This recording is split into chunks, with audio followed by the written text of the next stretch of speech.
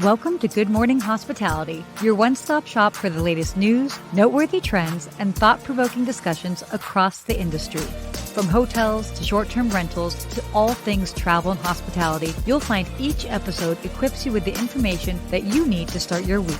Join us on Good Morning Hospitality every Wednesday, wherever you get your podcasts.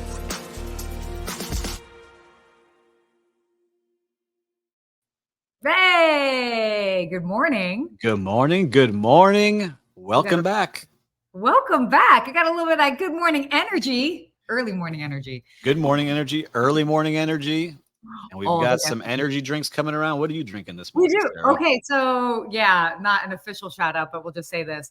Okay. For those that know me, I definitely enjoy my caffeine. Also, it's early in LA. So please, my friends over at Alani actually sent me a bunch of energy drinks. So I got a little bit of cherry slush action happening. Oh my gosh. We got to put that into an icy and see what happens. Ooh, it's so good. Oh my God. Okay, Steve, the people want to know, how are you doing? My ankle is messed up. I dragged it over here into my office. I have a new office. I haven't set it up yet because I got injured. I moved in Wednesday, heard it Thursday, and have been limping around ever since. But big doctor's appointment today, everybody. So thank you for all the well wishes you all sent me. So many messages and voice messages. I appreciate it all. You really take for granted having two good legs. And when you have one down, it's like, man, I'm really going to get myself healthy this year. It's my goal now. That let's go. Big wake up call. Ultra healthy this year. Dude, that's crazy. Well, I mean, I'm glad that it's not like broken, but obviously. Yeah, no, what I'm lucky with is we'll give a shout out. Dr. David Negan is a good friend from college. He's an orthopedic surgeon. We're going to go see him today. He's like, yeah, dude, you're getting old. You messed up your ankle. We'll get you fixed. So, oh, wow. He just threw it out there like that. Straight out there. But one of the best doctors in South Florida. So we're going to go see him today. Well, that's cool. Well, seriously, going to, send out fingers crossed and good vibes for you that everything is okay because whoo-wee. Yeah, I couldn't let you do the show by yourself, Sarah. I couldn't let you down. So I'm here. Part of me was kind of looking forward to you like holding your phone and doing this from bed and being like, hey, good morning, guys. Early morning energy. Don't mind me. Just got my foot up here. Oh my gosh. Yeah. So I had to go to the makeup trailer. I had to get my hair done before. We had to make sure we're all set. Oh my gosh. But you've got your new digs behind you. So we're going to see that come together little by little. Yeah. Little by little. It's going to be awesome. We're going to have a nice mix of, I collect a lot of hotel historic stuff and like menus from the 1930s and 20s that'll be behind me. Yeah, I like collecting all this fun stuff. That's super cool. Yeah, I like that kind of stuff. When you have that set up, we're going to do it. We'll have to talk about that because I want to hear about like your favorite pieces because I think that would be super cool. We'll definitely have it set up and we'll do like a little behind the scenes special on TikTok. We'll do a tour. Tour of the office. A tour of the office.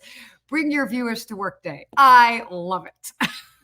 Well, listen, I appreciate you, Sarah, for checking in on me. You sent me some nice notes. We appreciate it. All right, appreciate it very much. I mean, I sometimes can be nice, so all the time. Well, you were traveling. You were just around in Georgetown, where I was just 2 weeks ago. So I was like, I know that area. I was just in DC. And for those that don't know, I actually went to Georgetown University, so I went to school there.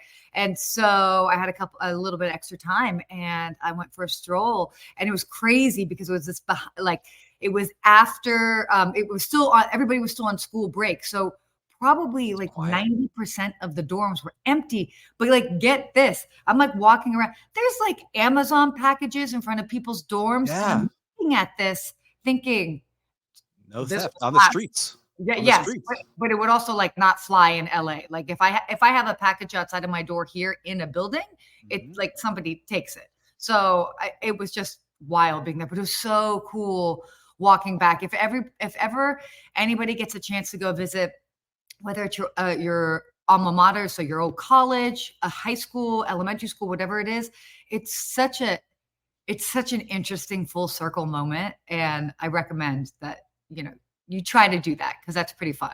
I need to go back. I've wanted to go back. I went to Florida State University, Florida State University. With a capital THE. I gotta go back. A lot of fun there. But yeah, Love I love Georgetown. So I liked all the little fun. stores there. It's a nice vibe. Kind of remind me like of Brooklyn a little bit. And I Mhm. wish I had that here in Miami. We really don't have a neighborhood like that. The Well, Coconut Grove's like that a little bit. yeah, the Coconut Grove is kind of fun like that. Well, and by the way, that's actually where I got my start in hotels at the Four Seasons, Washington D.C. in Georgetown. Ooh, So very that was nice. neat being there and just seeing that and being like, okay, thank you, Four Seasons. That was kind of fun. I That's what know. I always tell people when they're starting out, try to get with one of those premier brands because your life will be so much easier as you progress through. Totally, totally. We'll definitely have to talk about that in a little bit. But first, we didn't do this roll call. Oh We yeah, just sorry guys, we're just like catching up. wow, You we're know, yeah, maybe it's the painkillers. I'm just not focused. yeah. It's the painkillers for you. I don't have an excuse. I just have caffeine. So about that. So guys, where are you joining us from? Would love to know. I Yeah, mean, anyone from Georgetown? Anyone from listening DC, from your alma mater? But yeah, we'd DC. love to see where y'all from. Love watching where you guys are calling in from. It's excellent. Yeah, definitely. Oh, goodness. Oh, what does Suzanne have to say? She has to say an advancement from the bed to the chair. Oh, that's yes.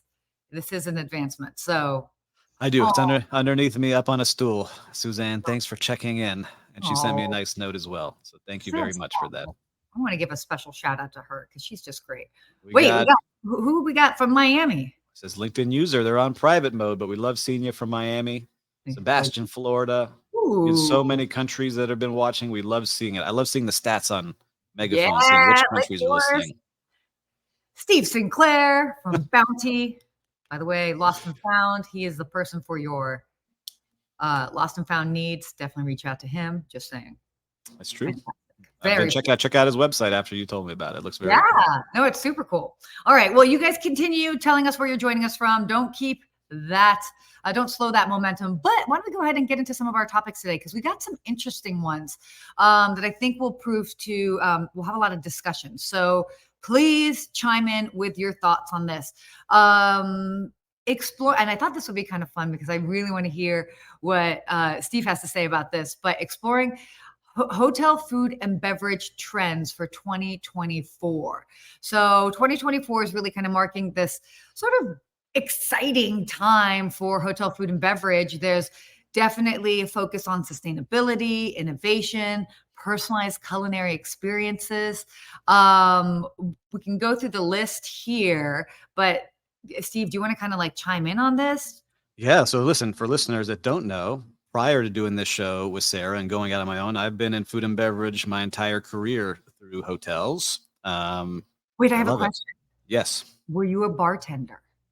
I was a bartender. I was a better bartender than a server, but Same. terrible at both.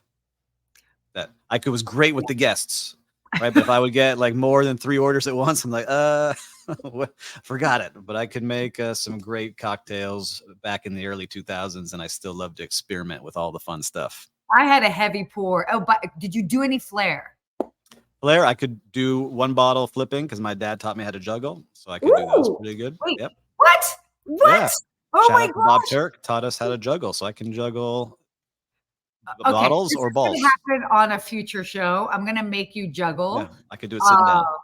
And I know how to flip bottles, but that's fine. Yeah. So But continue. anyhow, so in food and beverage, there's a lot going on into 2024, but this is we're focusing on hotels. This is Yeah. not restaurants or cafes on the streets, but this is what hotels are doing.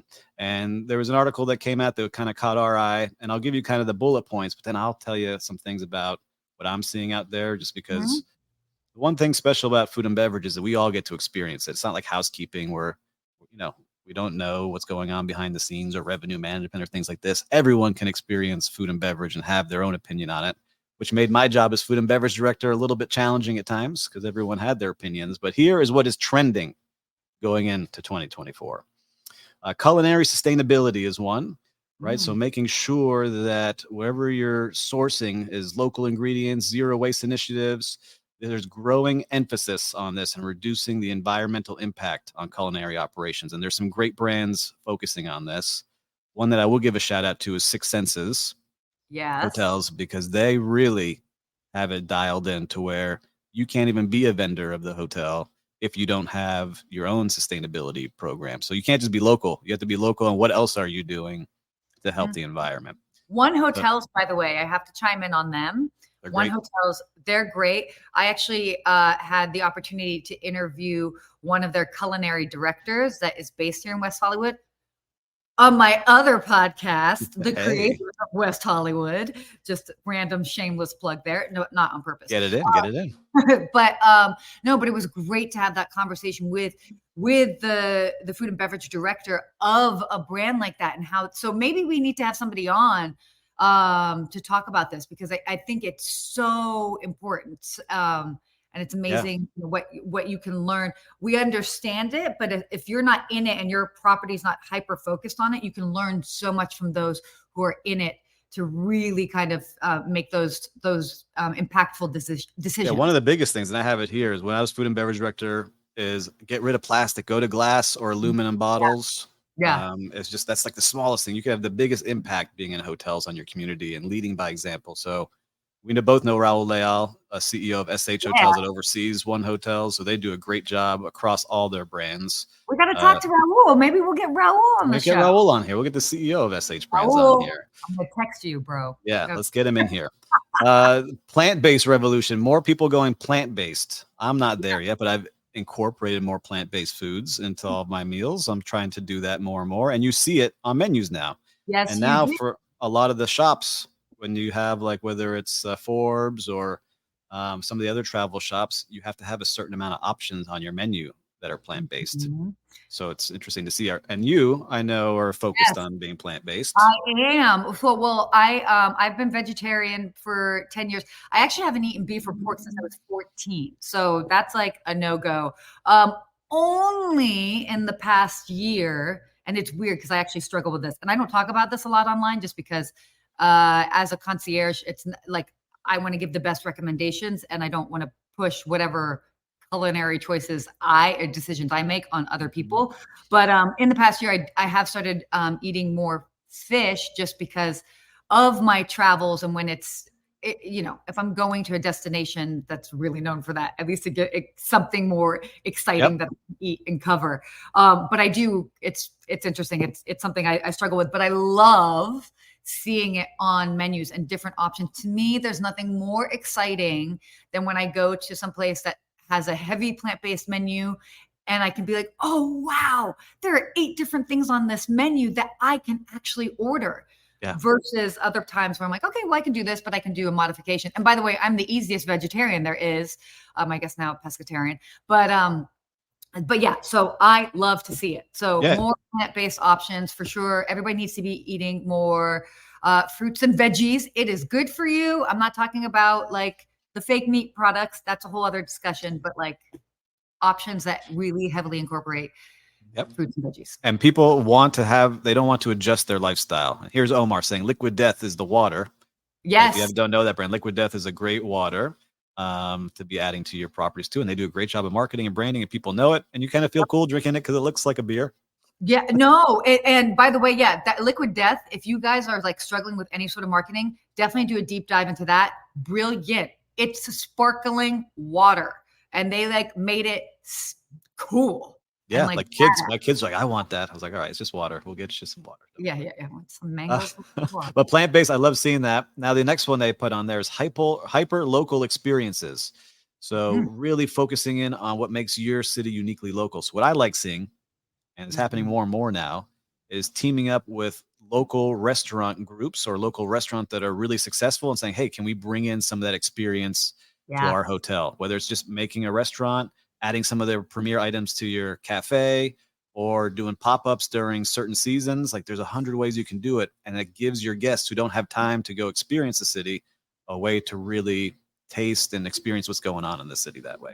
Shout out to the Line Hotel in Austin as a random example. There are many examples out there, but they've got a really well-known taco place. I'm totally forgetting its name off the top of my head, but it's in like part of their hotel. They also have their own restaurant, but they've got this taco shop, and then they also have an Alfred Coffee. And I love that they're bringing in these cool brands that people know that are totally in line with their brand. Mhm. But it just like when you're staying there, you're like, oh, cool. I can go get like an Alfred coffee and it's just downstairs in the lobby. So love seeing brands do stuff like this. Yeah, it's great. And so my last hotel where I had to take this on, it was initiated by Lowe's Hotels to be uniquely local. And so I Mhm. had local coffee. Then we had it was cool. It was this group called the Two Korean Girls. It was two Korean girls, and Cool. it was just a virtual restaurant at the time. And we took that virtual restaurant and brought it into our hotel as a little menu item, and they could try this Korean food made by two Miami locals. That was awesome. So there's 100 ways to do it. You could just add one thing to your menu that a guest would like, but guests are really looking for these local experiences. Hmm. And I'll keep bringing up these reports that keep showing up in all the news is the millennials and Gen Z. What do they Yes. want? Experiences. So try to give it to them. 100%. 100%. So there are a There- couple There's other trends there's a here. couple other, but we'll hit a couple of them. Tech enhanced, I'm going to skip over. Wellness, I think has kind of been the trend for a while now going on. And then Mhm. craft beverages and local libations. So they all kind of tie into these experiences, staying healthier. The tech part, I I get the contactless ordering and QR codes, but I'm ready to get back to menus Where and I put away think my about it, phones. because they also talk a little bit about augmented reality. So yeah, Yep. we know the QR codes and we all get that, but like though, and it's not for everybody, but you've seen these videos out there on social media where they're doing this augmented reality where you're sitting at the dining table and they've got all of this like this beautiful storytelling that's happening on the table, and Yeah, the it's like little chef. a little chef. Yeah, exactly. And then they actually then give you the plate, and it's so cool. So again, totally not for everybody. That's a very specific type of experience, but fun that that is out there. So, Here's what's coming up next, and I'm going to start playing with it. My brother just got the Meta Ray-Ban glasses, right? That have live ooh, streaming, but also augmented reality built into it. So yeah. you can say, hey, I forgot what Meta is, but hey, Meta, what am I looking at? And it will tell you what it is. And if the brands start working with them, you could be like looking at your menu and things will pop off the menu if you're Oh, wearing the glasses. oh So my God. I love this. Okay. We're definitely going to have to play around with that. yeah, we needed to get another one. So I'm waiting to get my glasses. He just got them over the weekend and it looks pretty cool. Fun. Oh, that's really cool. Well, wow. So there you go. We definitely covered a lot in F&B. Would love to hear what you guys are seeing. Oh yeah. You need more local opportunities in Miami. Introduce your guests to the hidden gems of your city. Yes, Yep. as a former concierge, highly agree with that. But I want to shift to this next topic because I think this Yes. is so important. And we all know about the struggles in staffing and employment, and it's not just finding the right staff, but then it's also keeping and retaining.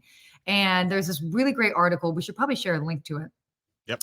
that was talking about, Afterwards. yeah, value enhancing employees versus value destroying employees. Really fascinating because you really need to we're all at all times businesses are going to have a mix of both, and so it's really understanding who is actively adding to your company. So there was a research from McKinsey that found that half of employees report being relatively unproductive at work, which is so challenging, especially when you're a hotel and people have to come to work. 10% are actively engaged. And it's so challenging Mhm. because you obviously need hyper engaged employees. But why are some of the reasons that people are disengaged? Main thing, there's a lack of meaningful work, and they want to feel like what they do adds meaning. Um, Inadequate compensation. We're definitely, as a whole, we're working on bettering this. Lack of workplace flexibility. Also, the hotel industry, hospitality industry has definitely been working on becoming better at this. Lack of career advancement and development. Love this. I will say, when I did work at one of my last hotels, they were very clear at the beginning. They're like, are you working at this job because it's a job that you're having while you're pursuing other endeavors? Or do you want to rise up the ranks and kind of go up the managerial Mhm. sort of line? We want to know at the beginning, and at any point, if this changes, let us know so then we can support you accordingly. Have more of those direct conversations. Then other things, unreliable, unsupportive people at work, and unsafe working environments. So these are obviously different ways that people feel sort of disengaged, but really interesting article. And then they actually No. talk about the different types of employees. Did you Yes. see I that? saw like the quitters, which is Yeah. 10%, the disruptors, the mildly dissatisfied, the poly workers, the committed, the high achievers. And so that's like the categories they put everybody Yeah. into. Yeah. But And so what's there's cool, like the committed, so those group of people, they go above and beyond consistently for their work. That generally speaking, they make up about 38% of the workforce. And then the high achievers, like the rock stars, about 4%.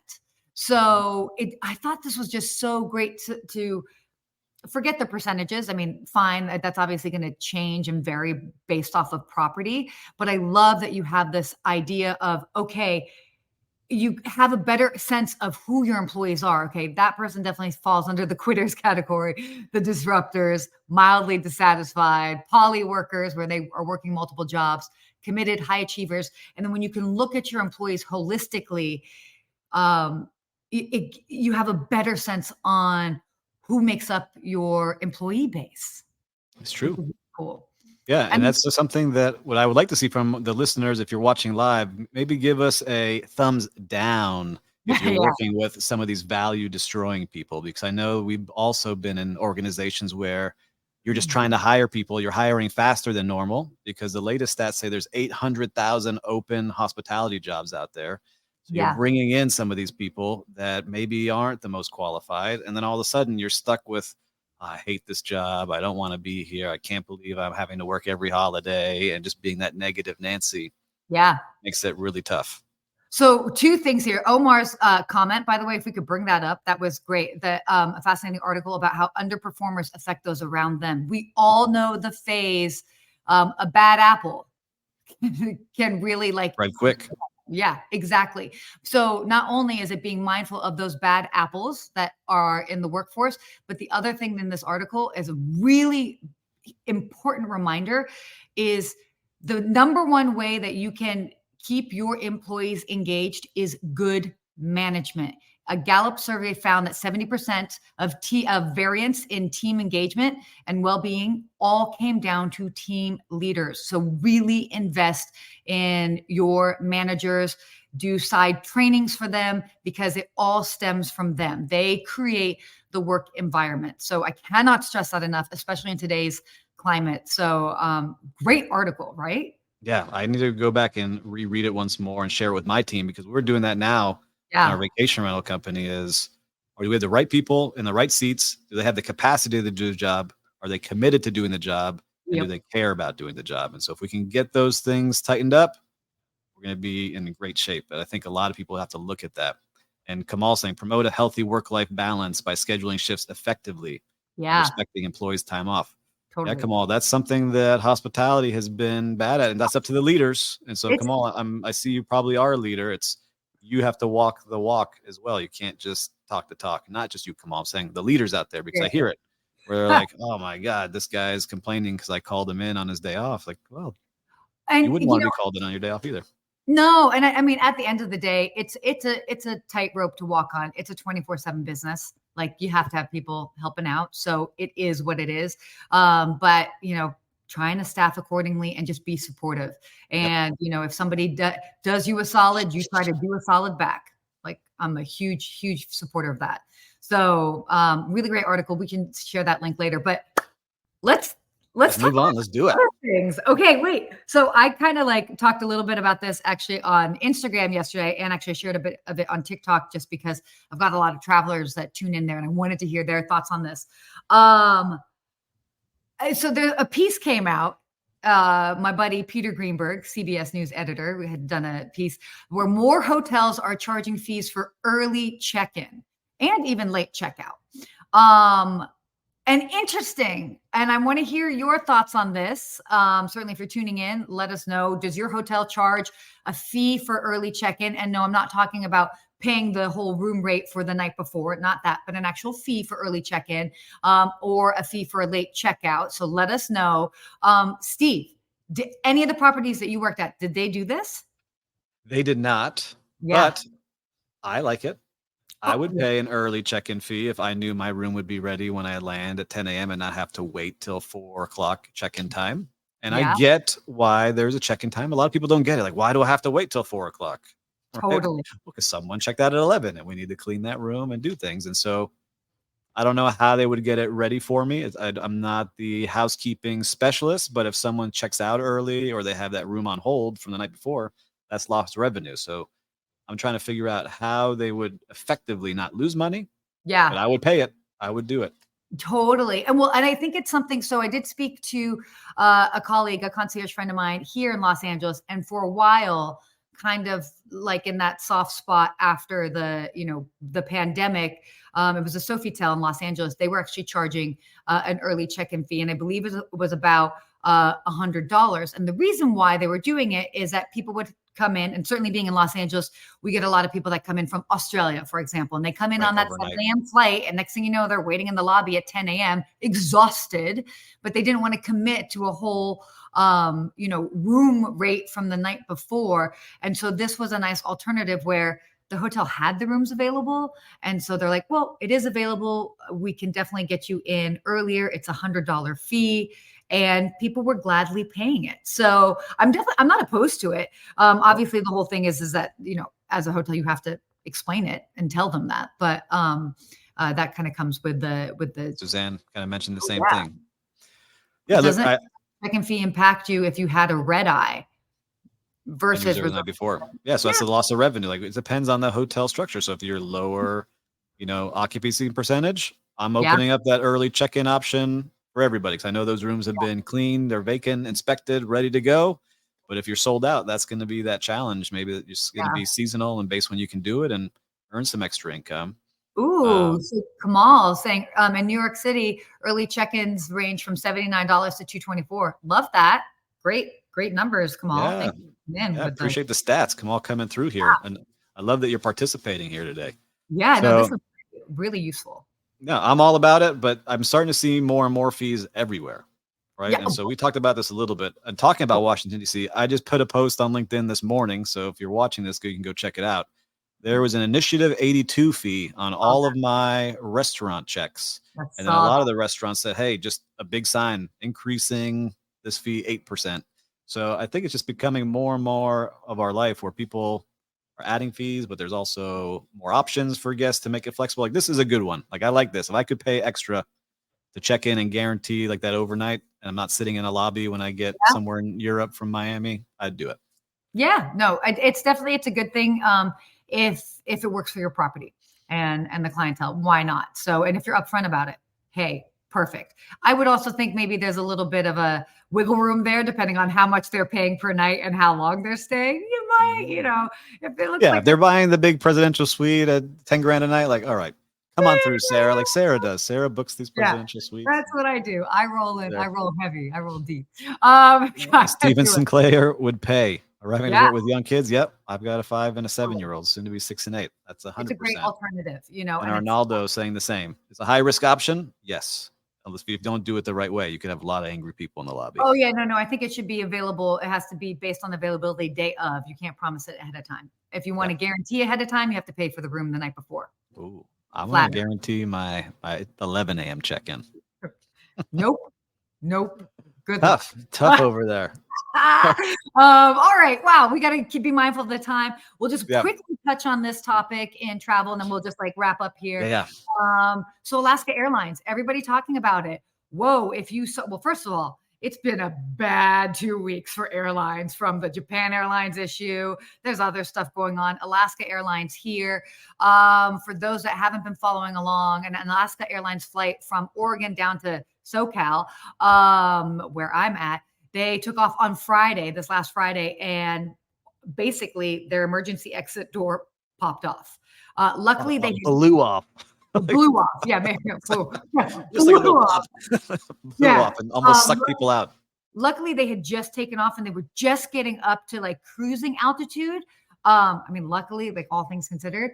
And there's audio actually of the pilot, super calm, just talking everybody through it, and then was able to do a safe landing. And luckily, nobody got majorly hurt. Nobody died. Nobody got majorly hurt. But whoa. Imagine if that was your seat. All of a sudden, you're just reading whatever book you're reading, Sarah. Yeah. And your door flies off.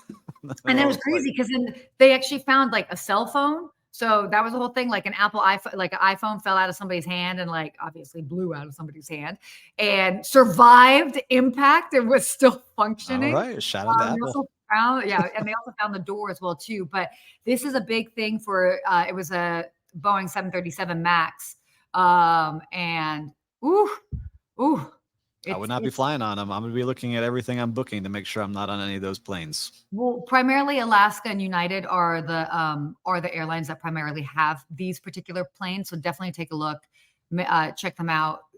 I think they are going to. I mean, I'm presuming. I mean, this is still like a evolving case. So I'm pretty sure that they're going to start pulling them. I know that Boeing came out if they haven't already pulled them. So Well, they're inspecting them all, and they've found that a lot of the doors on the other planes have the same issue where they weren't tightened. And so that came out yesterday and the day before. They're inspecting all of them. So now they're all grounded of that type of plane. So check your tickets, people. I don't want anyone being sucked out. Okay. You heard it from us. Stay safe. Side note on this, just planting that seed. Remember a couple weeks back where Alaska came out that they were wanting to acquire merge with Hawaiian. And by the way, you know, they just because they have the money and they say they want to do this doesn't mean that they can. So they have to actually be approved for this. So curious to see where this falls in line with that. Yeah, I mean, that's gonna. I'm curious about how the impact of this, obviously, certainly with flights, but then how this maybe impacts that merger. Yep. I don't know. Let's go check the stock prices. We're not giving any inside info here, people. All right. We're just going to go check and see what's going on. Connecting the dots. Connecting the dots. Okay. We'll do just a super quick speed round for the sake of time of real-time recap. You got a real-time recap? I have it. I didn't go anywhere other than the hospital for my ankle. So I want to give a shout out to Mount Sinai here in Miami Beach because Nurse Michael, I wish I got his last name, treated us great. And not knowing who I was or anything, was like, hey, I have your mimosa here, which is orange juice. Little snack for you while you wait. Made sure I had warm blankets because it was cold in there. He had warmed them, brought them out. So just nice hospitality within the hospital settings where it just goes a long way, especially when you're not feeling good. Yeah, no, definitely. Well, I mean, hospitals, put the hospital and hospitality. Yeah, that should be a whole training. There's some terrible hospitals I've been in. This one, excellent. Top of the line. For sure. Oh no, that's awesome. My quick real-time recap, the experience I had actually, interestingly enough, I happened to have a client that had stayed at my first hotel I worked at, the Four Seasons, Washington, D.C. I had sort of a little issue with the reservation. She had stayed there, then she extended it. They did something to it. They basically created a new reservation and lost some data. And I called them up yesterday just to kind of connect the dots on some things with the reservation. And they were like, oh my goodness. They're like, first of all, they're like, oh, let's look into it. And then they came back on. They're like, oh, we see the details. We're going to connect it all right now. Our apologies. There was an oversight on that. But they were so quick and forthcoming with just fixing the little issue that we had with the reservation. So shout out to the Four Seasons, Washington, D.C., my first hotel. I didn't even tell them that I had worked there. So I was completely anonymous calling in. They have no idea my relationship to the hotel. So that was really nice to see that still after all these years, they're really knocking it out of the park. So that was cool. So shout out to them. All right. Our hospitality quote. You ready for this? You got it. You got it today. Okay, fine. Okay. You can excuse an ugly building if the staff delivers the right service. It's much nicer to have a combination of both things, obviously, but the staff at the end of the day are the service by Rocco Forte. So, we've talked about this many times, and I know that that's like something that we're very passionate about. Staff makes the experience. People are not coming for the thread count of your sheets. They're not coming for your marble floors. Yes, those are nice bonuses. That they are coming because of how they are made to feel. And that's the tipping point. Yep. I recently stayed at a hotel that is not my style at all. Oh. But it might some How other would you people. describe it? So if you don't want to say their name, how would you describe it? Eclectic vintage beach boutique hotel. Okay. Not your style. Yeah. But the people there, amazing. And I told my family, I was like, I would come back here. I was with my dad. I was like, just because the people here are so nice, make you feel so warm, I would come back many times. Nice. Style, not my style. Yeah. Oh, that reminds me. I'll just say this quick thing. Many years ago, when the Ace Hotel opened up in downtown LA, my dad happened to come out in the height of summer. It was super busy. Nobody could give me a friends and family rate, not even the hotel I worked at. And but I could get a rate at the Ace Hotel in downtown LA. And for anybody that's familiar with it, we're talking about like exposed like cement walls, bed super low to the floor. And I booked him there, and he called me up. He was laughing. He was like, this is an interesting style.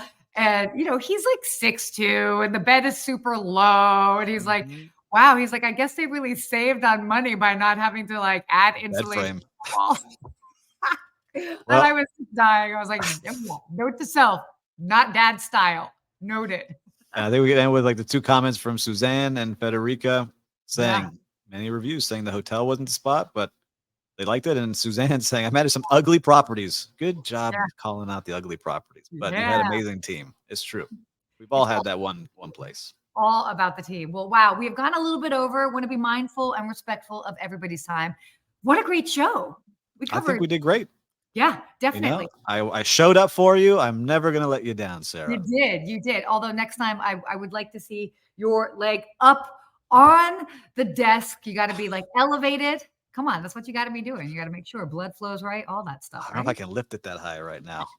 You're like, I'm not that flexible, Sarah. Okay. Noted. Yoga classes start as soon as Cover it up. Ultra healthy this year. I want everyone calling me out. I'm staying ultra healthy 2024. Oh my gosh, this is crazy. Oh, thank you so much, Mark, for joining us. Thank you, everybody, for joining us live. And if you're listening to this on the replay, we also appreciate you as well, too. So if you like this episode, be sure to share it with your friends. Hopefully you've already subscribed, but be sure to do that. Share it with friends that might like it as well, too, in the hospitality industry, or even if they just like the hospitality industry. We're all part of it. Yeah. Right. That's exactly right. And if you just like us, come hang out with us every week. Come hang out. We try to keep it interesting. So stay tuned next week, because we're going to add a new feature called Way Back Wednesday that I have created with Steve behind the scenes. So we are going to share some pictures of us from way back in our hospitality days. So just teasing that out there. You're not going to want to miss this. Yeah, you might see Cabana Boy Steve out there. We'll see. Whoa, Cabana Boy Steve. Until next week. Yes. See you guys.